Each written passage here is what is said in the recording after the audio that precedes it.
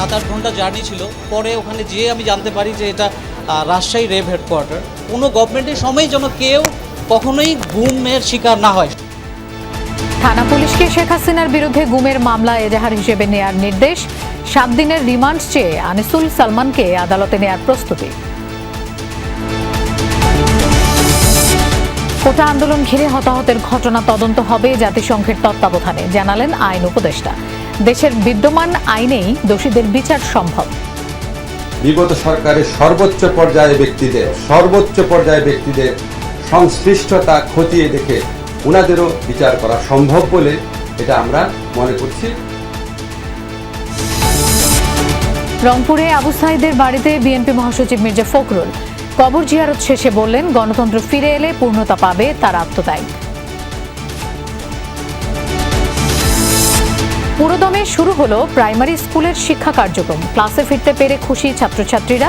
কাল থেকে উপস্থিতি বাড়ার আশা। উপস্থিতি আনুপাতিক হারে একটু কম, তবে আমরা আশা করছি যে 2-1 দিনের মধ্যে আমরা শতভাগ উপস্থিতি পাবো। হোয়াটসঅ্যাপে ইনফরমেশন দিয়েছি যে তোমরা সবাই চলে আসো, আমাদের স্কুল খুলেই আছে। যেটা এখন উন্নতির দিকে আস্তে আস্তে বাচ্চারা আসবে। দ্রব্যমূল্য নিয়ন্ত্রণে সিন্ডিকেটের ওপর নজর দেয়া হবে, জানালেন অর্থ উপদেষ্টা। কয়েক মাসের মধ্যেই রিজার্ভ বাড়াতে চান বাংলাদেশ ব্যাংকের নতুন গভর্নর। মেট্রো রেলের 2টি স্টেশন ভাঙচুরের সময় লুট হয় অটোমেশন, কম্পিউটার সহ লাইট ফ্যান। স্টেশনগুলো পুরোপুরি চালু করতে লাগবে 2 থেকে 3 মাস। নিষেধাজ্ঞা উপেক্ষা করে পবিত্র আল আকসা মসজিদে শত শত ইহুদির প্রার্থনা। কট্টরপন্থী বেন গাভিরের পদক্ষেপের সমালোচনায় খোদ তেল আবিব।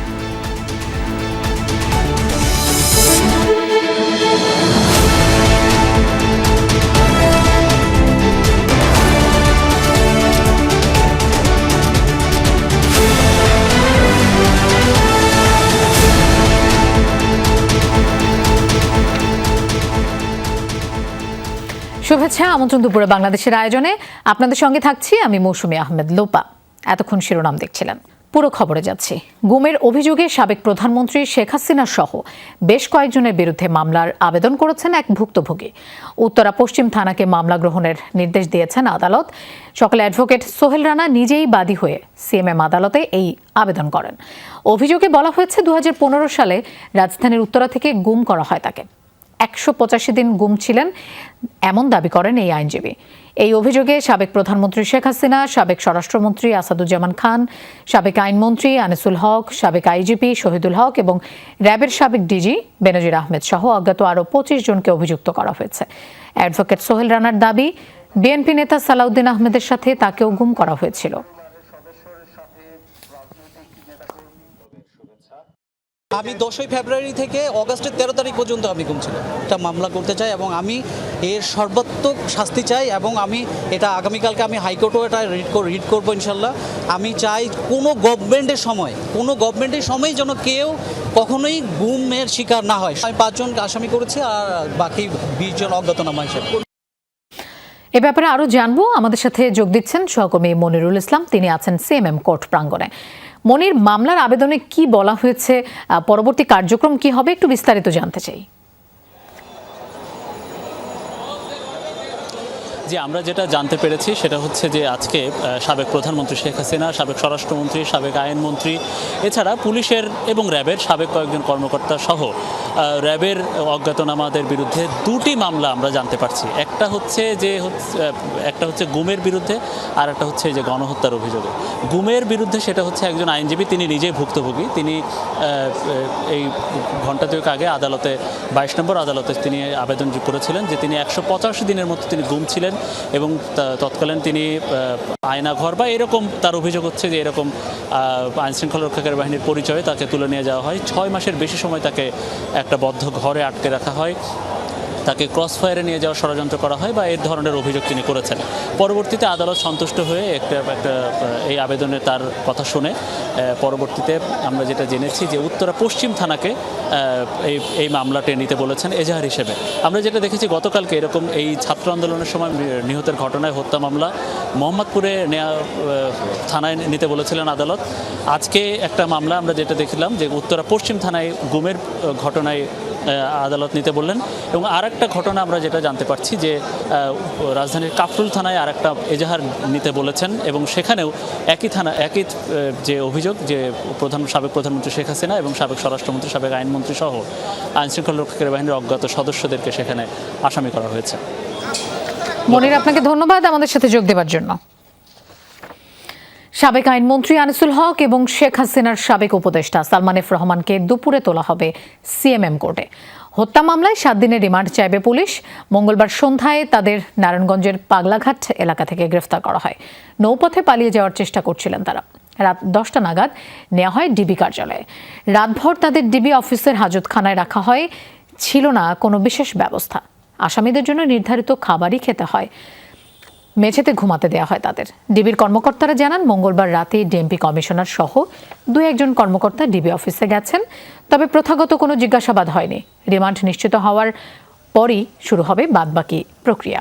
কোটা সংস্কার আন্দোলন চলাকালে গেল 16 জুলাই ঢাকা কলেজের সামনে হওয়া সংঘাতে এক ছাত্র ও একজন হকার নিহত হন। আর এই ঘটনায় নিউ মার্কেট থানায় 2টি হত্যা মামলা হয়েছে। ইন্ধনদাতা হিসেবে সাবেক 2 মন্ত্রীর নাম ছিল মামলায়।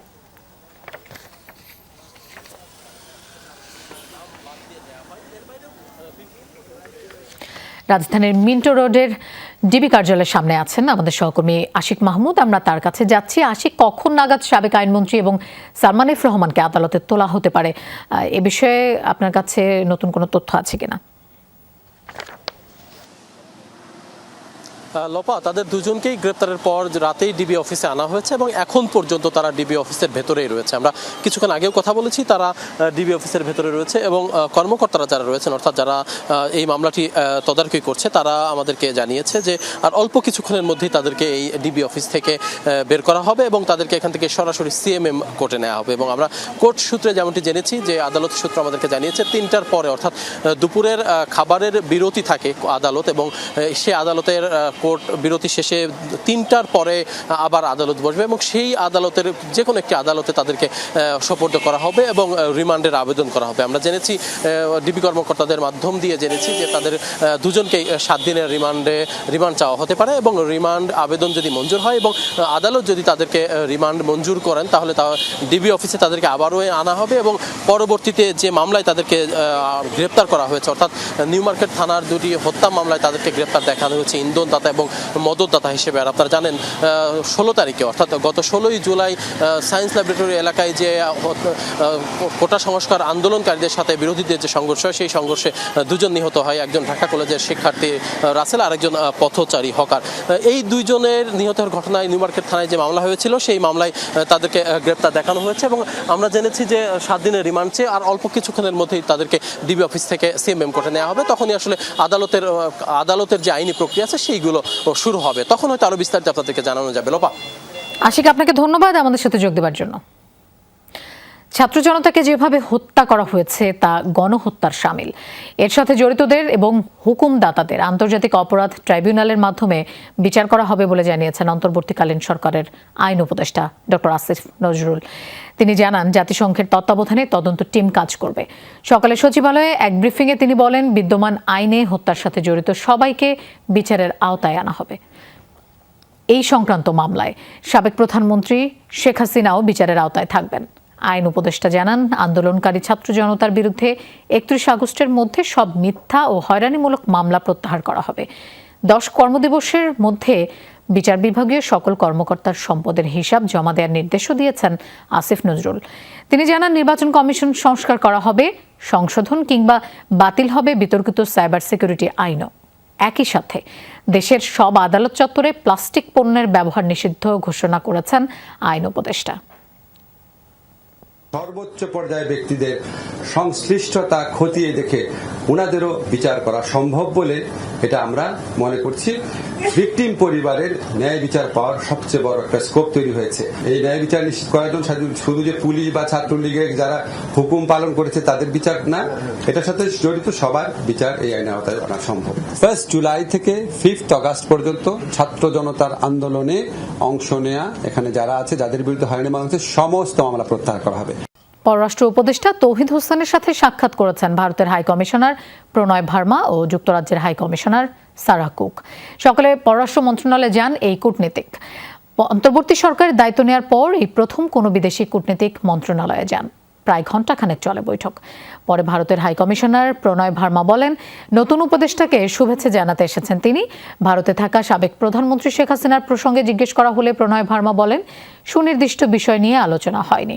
দুদেশের পারস্পরিক সম্পর্ক অটুট থাকবে বলেও জানান তিনি। ব্রিটিশ হাইকমিশনার সারা কুক বলেন, শান্তি শৃঙ্খলা ও জবাবদিহিতা ফিরিয়ে আনতে অন্তর্বর্তীকালীন সরকারকে সর্বাত্মক সহায়তা করবে যুক্তরাজ্য।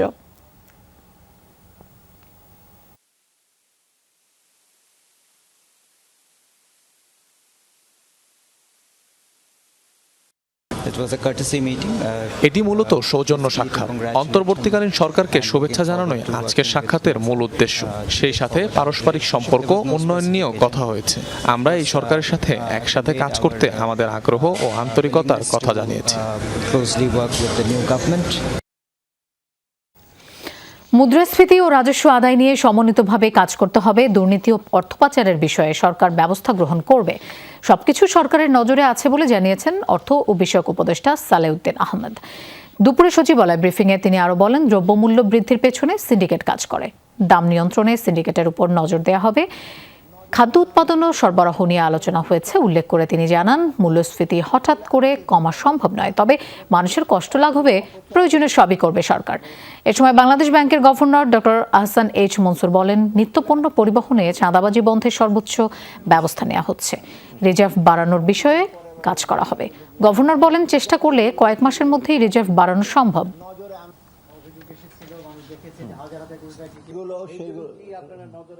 নজরে আনা হয়ে অর্থের অপচয়, এইগুলো আজকে বিষয়বস্তু না।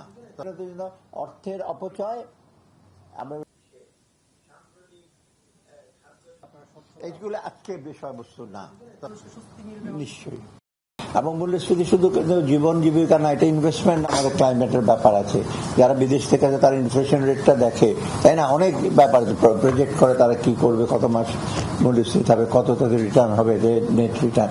অতএব ব্যবসা বাণিজ্যের ব্যাপারে শুধু আন্তর্জাতিক দেশের ব্যবসা বাণিজ্য আর আন্তর্জাতিক ব্যবসা বাণিজ্য, অতএব এটা আমাদের একটা ফার্স্ট একটা খুব জরুরি পদক্ষেপ আমরা নিচ্ছি। এগুলো তো আপনার আপনার কাউন্সিল অ্যাডভাইজার এগুলো কথা হচ্ছে, এখন আমরা এটা প্র্যাকটিক্যাল আমরা যারা সংসদ তাদেরকে নিয়ে ব্যবস্থা নেব।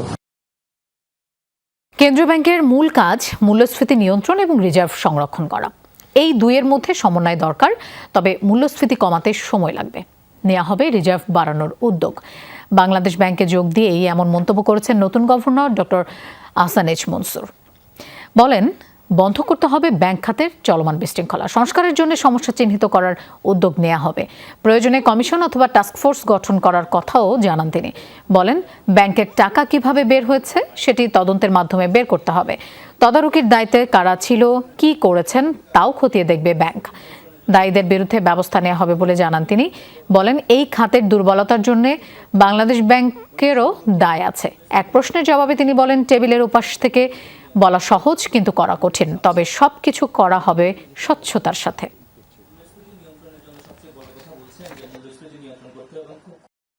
মূল্যস্ফীতিটা গেছে আকাশের দিকে আর রিজার্ভটা আসছে তলানির দিকে, তো দুটোকে কিভাবে রিব্যালেন্স করে মাঝে মাঝে জায়গায় নিয়ে আসা যায়, একটা রেসপেক্টেবল জায়গায়, সেটা আমাদের চেষ্টা করতে হবে। একদিনে তো হবে না, একদিন মানে কি এক বছরও হবে না, কিন্তু আমাদেরকে নামিয়ে আনতে হবে ওটাকে, আর এটাকে বাড়াতে হবে, যেটুকুই পারি চেষ্টার মাধ্যমে সেটা করতে হবে অবশ্যই। বাংলাদেশ ব্যাংকে আছেন আমাদের সহকর্মী আলমগীর হোসেন, আমরা তার কাছে যাচ্ছি এবার। আলমগীর, প্রথমবারের মতো কার্যালয়ে গিয়ে গভর্নর কি বললেন, ভবিষ্যৎ কর্মপরিকল্পনা সম্পর্কে কি জানালেন, একটু জানতে চাই।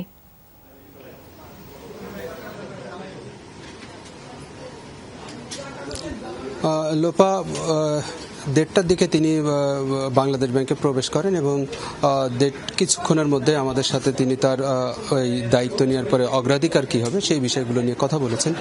তিনি যেটি বলেছেন যে বাংলাদেশ ব্যাংক হিসেবে তার মূল কাজ হলো মূল্যস্ফীতি নিয়ন্ত্রণে রাখা এবং রিজার্ভকে সংরক্ষণে রাখা। আপনি জানেন যে মূল্যস্ফীতি এখন অনেক বেড়ে গেছে এবং রিজার্ভের পরিমাণ কমে গেছে, তার মানে দুটো আসলে দুই দিকে রয়েছে। এই দুটোর মধ্যে সমন্বয় করা এবং মূল্যস্ফীতি নিয়ন্ত্রণে আনা এবং রিজার্ভ বৃদ্ধির জন্য জন্য তিনি চেষ্টা করবেন। এর বাইরে তিনি ব্যাংকিং খাত যেটি রয়েছে, আমাদের ব্যাংকিং খাতে আসলে গেল 1.5 দশক ধরে নানাভাবে লুটপাট হয়েছে, খেলাপি ঋণের পরিমাণ বেড়েছে। এইগুলো কিভাবে নিয়ন্ত্রণের মধ্যে আনা যায়, খেলাপি ঋণ কিভাবে কমিয়ে আনা যায় এবং যেসব লুটপাট হয়েছে সেই অর্থ কিভাবে ফিরিয়ে আনা যায় সেই বিষয় নিয়ে তিনি কথা বলেছেন। তিনি বলেছেন যারা এখান থেকে টাকা লুটপাট করে টাকা পাচার করে নিয়ে গেছেন তিনি তাদেরকে শান্তিতে থাকতে দিবেন না। আন্তর্জাতিক আইনের সহায়তা নিয়ে তারা যেন যেখানে আছেন সেখানে থেকেও যেন দৌড়ের উপরে থাকে সেই ব্যবস্থা তিনি করবেন। এটি তার প্রতিক্রিয়ায় তিনি আমাদেরকে জানিয়েছেন। আরেকটি কথা জানিয়েছেন যে গেল 1.5 দশকে দেখা যায় যে অনেক ক্ষেত্রেই তদন্ত হয়েছে, কিন্তু তদন্তের আলোকে আসলে যারা দায়ী তাদের বিরুদ্ধে ওই রকম কোনো বলার মতো কোনো ব্যবস্থা নেওয়া হয়নি। উল্টো অনেক ক্ষেত্রে টাকা পাচার কিংবা লুটপাটে সহযোগী হয়েছে বাংলাদেশ ব্যাংক। সেই পরিস্থিতি সামনের দিনে হবে না বলে তিনি আশ্বাস দিয়েছেন এবং তদন্ত রিপোর্টের অনুযায়ী সেটি ড্রয়ারের মধ্যে ফেলে না রেখে সেই আলোকে আসলে যারা দায়ী তাদের বিরুদ্ধে ব্যবস্থা নেওয়া হবে এবং ব্যাংকিং খাতকে একটি আন্তর্জাতিক মানের ব্যাংকিং খাতে পরিণত করার জন্য তিনি তার সাধ্যমতো চেষ্টা করবেন বলে আমাদের জানিয়েছেন। লোপা আলমগীর, আপনাকে ধন্যবাদ আমাদের সাথে যোগ দেওয়ার জন্য। গণতন্ত্র ফিরে এলে পূর্ণতা পাবে আবু সাঈদের আত্মত্যাগ, এমনটাই বলেছেন বিএনপি মহাসচিব মির্জা ফখরুল ইসলাম আলমগীর।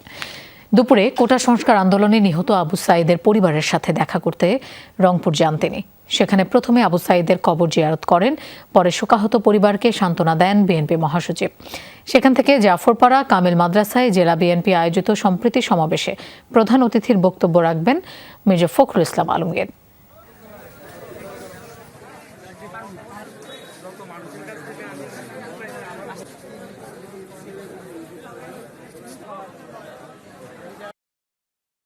আবু সাঈদের এই আত্মত্যাগ, শহীদদের আত্মত্যাগ তখনই সফল হবে যদি আমরা সেই ফ্যাসিবাদের সমস্ত ষড়যন্ত্রকে রুখে দিয়ে সত্যিকার অর্থেই বাংলাদেশকে একটা স্বাধীন মুক্ত রাষ্ট্রে পরিণত করতে পারি। সাবেক পুলিশ প্রধান চৌধুরী আবদুল্লাহ আল মামুন, সাবেক গোয়েন্দা প্রধান হারুনুর রশিদ সহ 16 পুলিশ কর্মকর্তার বিরুদ্ধে মামলা করেছে বিএনপি। সাবেক পুলিশ কর্মকর্তা সালাউদ্দিন খান বাদী হয়ে মামলার আবেদন করেছেন। বর্তমানে সালাউদ্দিন খান বিএনপির সকল মামলার দেখভালের দায়িত্বে রয়েছেন। 2022 ও 24 সালের জুলাইয়ে বিএনপির পল্টন কার্যালয়ে লুটপাট, অস্ত্র উদ্ধারের নাটক সহ হয়রানির অভিযোগে পল্টন থানায় 2টি মামলার আবেদন করা হয়েছে। সাবেক আইজিপি আবদুল্লাহ আল মামুন, তৎকালীন ডিএমপির ডিবি প্রধান হারুনুর রশিদ সহ 16 কর্মকর্তার বিরুদ্ধে মামলার আবেদন করা হয়েছে।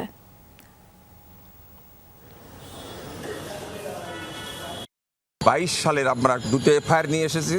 2022 সালে আপনার ডিবির হারুন, মেহেদি হাসান এরা সহ, এদের আরও বিপ্লব বড়ুয়া এরা সহ আমাদের অফিসে দরজা ভেঙে, গেট ভেঙে ভিতরের উপরতলার থেকে 6ষ্ঠ তলা পর্যন্ত প্রবেশ করে আমাদের অফিসের সমস্ত মালামাল নিয়ে যায়। অনেক পুলিশ অফিসার হেয় প্রতিপন্ন হয়েছে, অনেক পুলিশ অফিসারকে বাধ্যতামূলক অবসর দেওয়া হয়েছে, অনেক পুলিশ অফিসারকে চাকরিচ্যুত করা হয়েছে। এমনকি আপনি জানেন এই আপনার এসবির মনিরুল ইসলাম, আমাদের পুলিশরা কথা শোনে না, ইউনিফর্মধারী পুলিশকে সে পিটিয়েছে। সেগুলো আমার কাছে আছে, ওগুলো মামলা হবে। সুপ্রিম কোর্টে মামলা লড়তে পারবেন না আইনজীবী মোহসেন রশিদ সর্বোচ্চ আদালতের এমন আদেশ প্রত্যাহার চেয়ে নিজেই আবেদন করেছেন। এই বিষয়ে আপিল বিভাগের শুনানি 18 আগস্ট সকালে প্রধান বিচারপতি সৈয়দ রেফাত আহমেদের নেতৃত্বাধীন 6 বিচারপতির আপিল বিভাগের কার্যক্রম শুরু হলে আইনজীবী মোহসেন রশিদ এই আবেদন করেন। তিনি বলেন, আদালত অবমাননার রুল সহ তার পেশা পরিচালনা বন্ধ রাখার আদেশ রয়েছে। পেশা পরিচালনা বন্ধ থাকায় তার জীবিকা নির্বাহ কঠিন হয়ে গেছে। তাই এই বিষয়ে বিবেচনা প্রত্যাশা করেন এই আইনজীবী। গত 21 জুন প্রবাসী সাংবাদিক কনক সরোয়ার পরিচালিত টকশোতে আইনজীবী মোহসেন রশিদ বাংলাদেশের আদালত ও বিচার ব্যবস্থা নিয়ে অবমাননাকর বক্তব্য দেওয়ার অভিযোগ ওঠে। পরে সুপ্রিম কোর্টে মামলা লড়তে পারবেন না বলে আদেশ জারি করেন হাইকোর্ট।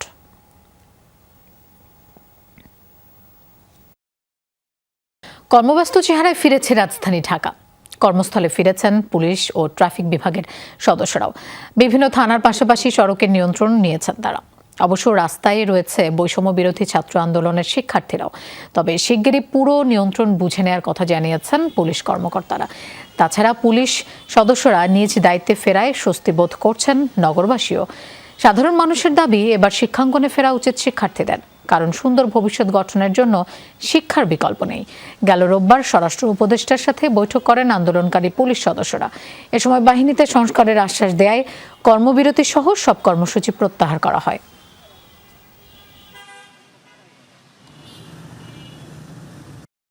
আমাদের সমালোচনা করুক, কিন্তু আমরা চাই সবাই আমাদেরকে সহযোগিতা করুক, ট্রাফিক আইন মেনে চলুক।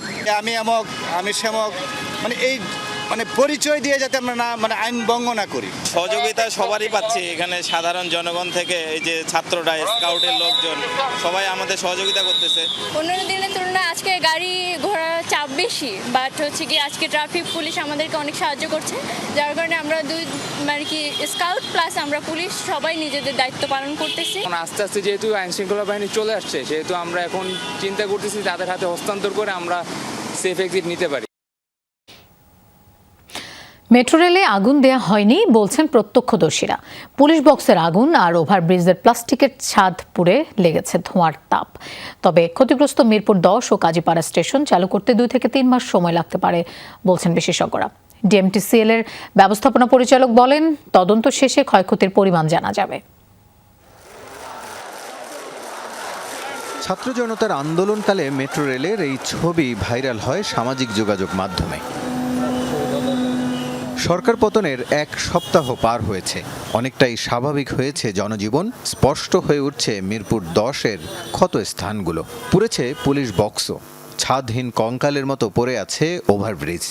টিনগুলো তো আপনার অরিজিনাল টিন ছিল না, প্লাস্টিকগুলো ছিল, যার কারণে আগুন লাগার সাথে সাথে এগুলা জ্বলে গেছিল। 2টা লেয়ারের মাঝখানে হয়তো সাদা আপনার সুতা জাতীয় কিছু ছিল, লাস্টে একদম পুরো যাওয়ার পর 2-3 দিন পর ওই আবরণটা দেখা গেছে। প্রত্যক্ষদর্শীরা বলছেন, টিয়ার শেল নিক্ষেপের পর পুলিশ বক্সে আগুন দেয়া হয়। পুলিশ বক্সের সে আগুনে ঝলসে যায় বা পুড়ে যায় এর উপরে থাকা ওভারব্রিজটি, এবং সেই আগুনের তাপ লাগে মেট্রো যেই লাইনে চলছিল সেই স্থাপনার নিচের অংশে। প্লাস্টিকের তৈরি টিন দিয়ে ওভারব্রিজের ছাদ দেয়া হয়েছিল, সেখান থেকেই কালো ধোঁয়ার কুণ্ডলী তৈরি হয় বলে জানান প্রত্যক্ষদর্শীরা। মেট্রোতে কিন্তু আগুন লাগে নাই, নিচে যেটা বক্স ছিল ওখানে আগুন লাগানো হয়েছিল। মেট্রোতে যে ভাঙচুর হয়েছে এটাতে আমি খুবই দুঃখজনক, কারণ এটা আসলে আমাদের দেশের সম্পদ। পুলিশ বক্স থেকে মেট্রো স্টেশন দূরে থাকায় সেখানে আগুন পৌঁছাতে পারেনি। বাহ্যিক আবরণেও মিরপুর 10 বা কাজীপাড়া স্টেশনে ক্ষত চিহ্ন খুব একটা নেই। তবে বিক্ষুব্ধরা ভাঙচুর চালিয়েছে 2 স্টেশনেই। লুটপাট হয়েছে অটোমেশন, কম্পিউটার সহ লাইট, ফ্যান আরও অনেক কিছু। উত্তরার যে ডিপো আছে সেখান থেকে আসলে রিমোটলি কিন্তু এটা আমরা নিয়ন্ত্রণ করি, যেহেতু সিগন্যাল সিস্টেম এবং কমিউনিকেশন সিস্টেমে কোনো ক্ষতিগ্রস্ত হয়নি। ট্র্যাকও কিন্তু ঠিক আছে এবং কোনো কোচেও কিন্তু অগ্নিসংযোগ হয়নি। ট্রেন কিন্তু চলাচলে এখানে আমি কোনো সমস্যা দেখছি না। এই প্রকৌশলী বলছেন, মেট্রো রেল চলাচলে বাধা নেই। স্টেশনের কম্পিউটার ও মেশিন প্রতিস্থাপন সহ সব মিলিয়ে 50 কোটি টাকার বেশি খরচ হবে না।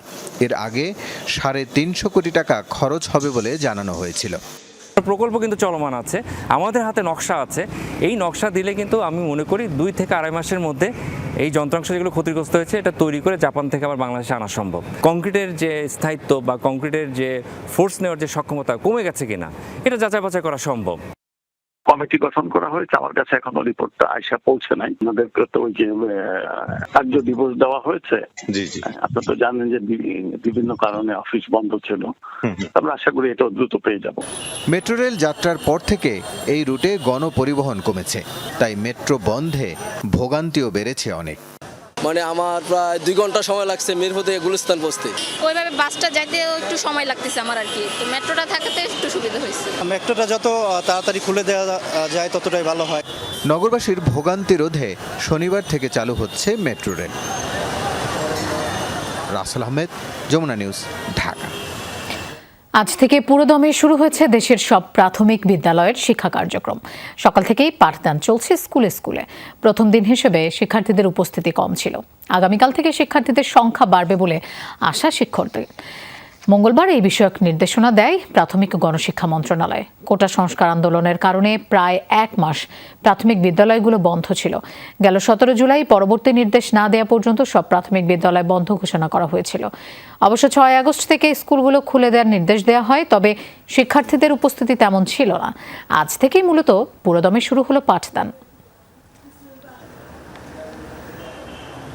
উপস্থিতি আনুপাতিক হারে একটু কম, তবে আমরা আশা করছি যে 2-1 দিনের মধ্যে আমরা শতভাগ উপস্থিতি পাবো। আমরা ওদেরকে হোয়াটসঅ্যাপে ইনফরমেশন দিয়েছি যে তোমরা সবাই চলে আসো, আমাদের স্কুল খুলেই আছে।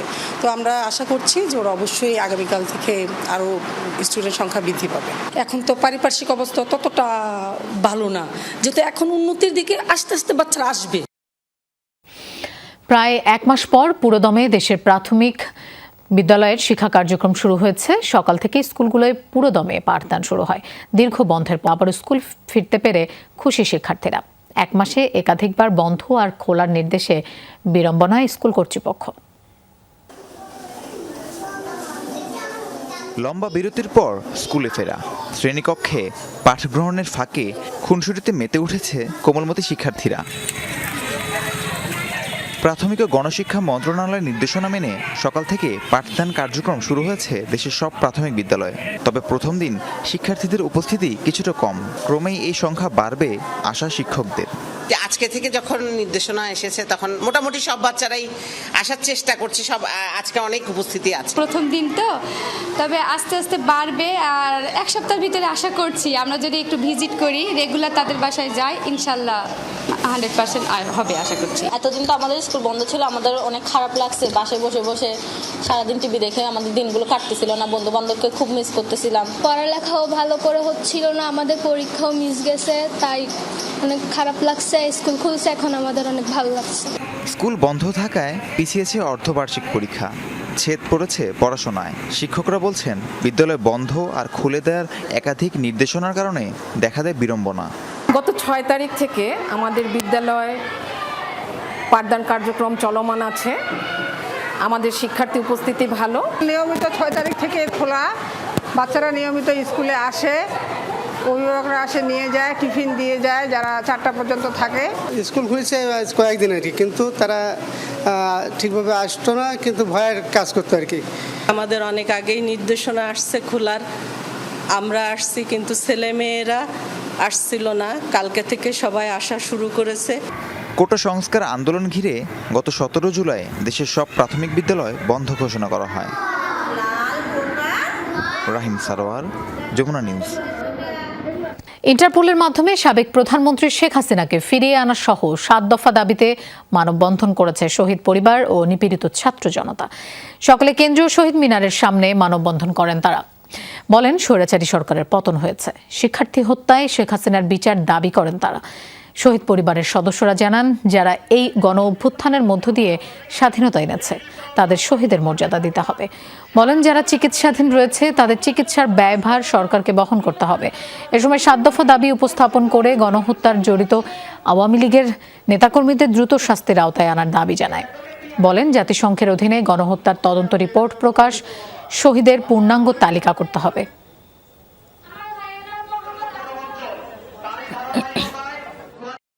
আমাদের একজনে ফোন করে যে আপনার ছেলে মেডিকেলে আসেন, তারপরে তো এই জায়গায় ছেলে লাশে পড়ে আছে। আমি কি বলবো, আমরা একটা বিচার চাই আপনাদের কাছে। আমার ভাই সব সময় বলতো, আমি যদি শহীদ হই আমার সন্তানদের শহীদদের সন্তান বলবে সবাই। বাবা হয়ে আমরা সকলের কাছে আকুল আবেদন বলতে চাই, খুনি হাসিনা তার বিচার যেন জনগণের হাতে দেওয়া হয়, কোনো যেন সরকারি লোকের হাতে না দেওয়া হয়। যাত্রাবাড়ি আড়তে বৈষম্য এবং সিন্ডিকেট বন্ধ করতে 9 দফা দাবিতে আড়ত ব্যবসায়ী মালিকদের সাথে মত বিনিময় করেছে বৈষম্য বিরোধী ছাত্র আন্দোলনের সমন্বয়করা।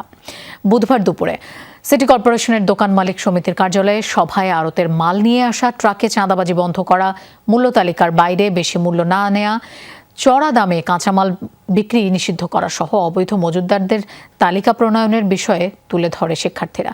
দাবিগুলো 4 কর্মদিবসের মধ্যে বাস্তবায়ন করতে সময় বেঁধে দেন তারা। এ সময় শিক্ষার্থীদের সকল দাবি মেনে নিয়ে আগামী 10 দিনের মধ্যে তা বাস্তবায়নের সময় চান ব্যবসায়ীরা। পাশাপাশি দাবিগুলো বাস্তবায়নে শিক্ষার্থীদের সহযোগিতা কামনা করেন তারা। এ সময় ছাত্র জনতার আন্দোলনে গুলিবিদ্ধ ও আহত ব্যবসায়ী ও কর্মচারীদের পরিবারকে আর্থিক সহায়তার ঘোষণা দেন মালিক সমিতির নেতৃবৃন্দ।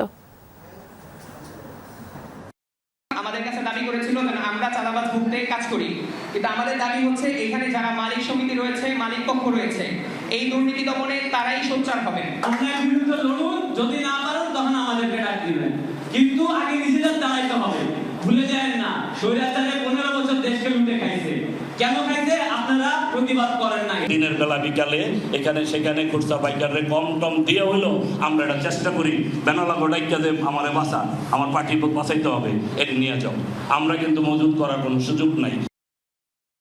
বরগুনা জেলা আওয়ামী লীগের সাধারণ সম্পাদক জাহাঙ্গীর কবিরকে গ্রেফতার করেছে পুলিশ, জানিয়েছেন বরগুনা সদর থানার ওসি মিজানুর রহমান। তিনি জানান, ভোররাতে ঢাকা থেকে বরগুনায় যায় পুলিশের একটি দল।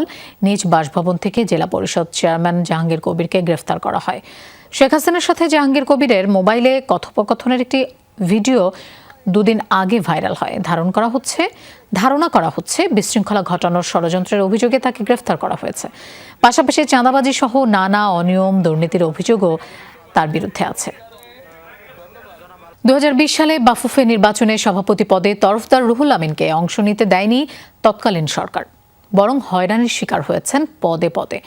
মানসিকভাবে বিপর্যস্ত করতে বিভিন্ন পন্থা অবলম্বন করা হয় বলেও অভিযোগ তার। বর্তমান সভাপতি কাজী সালাউদ্দিনকে অদক্ষ হিসেবে অভিযুক্ত করেন তরফদার রুহুল আমিন। যমুনা টেলিভিশনের সাথে সাক্ষাৎকারে এসব কথা বলেছেন তিনি। আজ থাকছে প্রথম পর্ব। দক্ষ সংগঠক হিসেবে নিজেকে অন্য সবার চেয়ে আলাদা করে রেখেছেন তরফদার রুহুল আমিন। খেলাধুলার প্রতি তার রয়েছে গাঢ় নিবেদন। সংগঠক কিংবা পৃষ্ঠপোষক সবখানে থাকে তরফদার রুহুল আমিনের নাম। ফুটবল উন্নয়নে ক্রীড়া বান্ধব এই সংগঠক উজাড় করে দিয়েছে নিজের সর্বোচ্চটুকু। সারা দেশে জেলা ফুটবল লীগ আয়োজনে উল্লেখযোগ্য ভূমিকা ছিল তরফদার রুহুল আমিনের। 2018-19 মৌসুমে প্রায় 80 জেলার টুর্নামেন্ট আয়োজনে প্রত্যক্ষভাবে কাজ করার কথা জানান তিনি। এরপর বাফুফে নির্বাচনের প্রসঙ্গ এলে ইচ্ছাকৃতভাবে তাকে সর্বশেষবার নির্বাচন করতে দেওয়া হয়নি বলে অভিযোগ করেন এই সংগঠক। আঙুল তোলেন বিগত সরকারের দিকে। আমাকে নির্বাচন করতে দেওয়া হয়নি, আমরা তো নির্বাচনের জন্য সব রেডি ছিলাম। আমি তো অল অন সাডেন আমাকে বলা হলো যে না, আমি যেন নির্বাচনের মাঠেই না থাকি, এবং আমি দেশের থেকে বাইরে চলে গিয়েছিলাম, এবং সেখান থেকে রেহাই হয়নি আমাকে গভর্নমেন্টের বিভিন্ন সংস্থায় আমাকে টাচ করে দেওয়া হয়েছিল যে আমার এগেনস্ট ইনকোয়ারি ফর্ম করা হয়েছে, এটা হয়েছে। 2020 সাল থেকে আমরা ঝুলতেছি, আমি এখন স্টিল আমি হ্যাঙ্গিং। আমার বিজনেসগুলোকে ধ্বংস হয়ে গেছে। হোল সাইপোর্টের গ্রুপ একদম রাস্তায় বসে যাওয়ার মতো অবস্থা হয়েছিল। দুর্নীতি ও দলীয়করণ মুক্ত বাংলাদেশ ফুটবল ফেডারেশন গড়তে সোচ্চার হয়েছে ফুটবল সমর্থকরা। বাংলাদেশ ফুটবল আলট্রাস ব্যানারে বাফুফের সভাপতি ও নারী উইংয়ের চেয়ারম্যান মাহফুজা আক্তার কিরণের পদত্যাগ দাবি করেন তারা। এমন পরিস্থিতির জন্য রুহুল আমিনের দিকে আঙুল তোলেন সালাউদ্দিন। তবে আন্দোলনকারীদের সাথে কোনো সম্পর্ক নেই বলে সাফ জানিয়ে দেন রুহুল আমিন। আলট্রাসকে কারা আমি চিনি না, আলট্রাসের কোনো লোকজনকে আমি চিনি না। আর আমি গত 4 বছরে এইগুলো নিয়ে আমার করার মতো কারণ আমার নিজের বিজনেস সামলাবো। আমি তো অলরেডি বাংলাদেশ থেকে চলে যাওয়ার মতো এক্সিট মুডে চলে গেছিলাম। আমি ভিডিও ফুটেজে দেখলাম এই যে ইয়াং ছেলেদেরকে, ওদের চেহারাগুলো আমি ওই দিন দেখেছি। আমি কাউকে চিনি না, আমি নোবডি। কোনো একটা ঘটনার বিশ্লেষণ না করেই কাজী সালাউদ্দিন কান কথা শোনেন বলে অভিযোগ তরফদার মোহাম্মদ রুহুল আমিনের। সংগঠক হিসেবে তিনি অদক্ষ বলে মনে করেন তরফদার আমিন। মানুষের তো কান কথা শুনেন, উনি কান কথা শুনে অভ্যস্ত, এবং কান কথা শুনে উনি এই পর্যন্ত আছেন। এইভাবে উনি যেটা শুনেছেন উনি ইভ্যালুয়েট করেন না। ম্যানেজমেন্ট স্কিল থাকতে হবে। একজন ভালো football player is not the good manager of the club or of the management.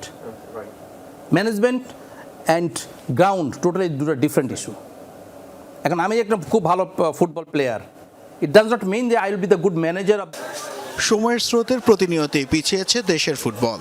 এখন আর পেছে ফিরে তাকাতে চান না এই সংগঠক ও পৃষ্ঠপোষক। তাই ব্যক্তি স্বার্থের চেয়ে জাতীয় স্বার্থ বিবেচনা করে ফুটবলকে এগিয়ে নেওয়ার আহ্বান রুহুল আমিনের।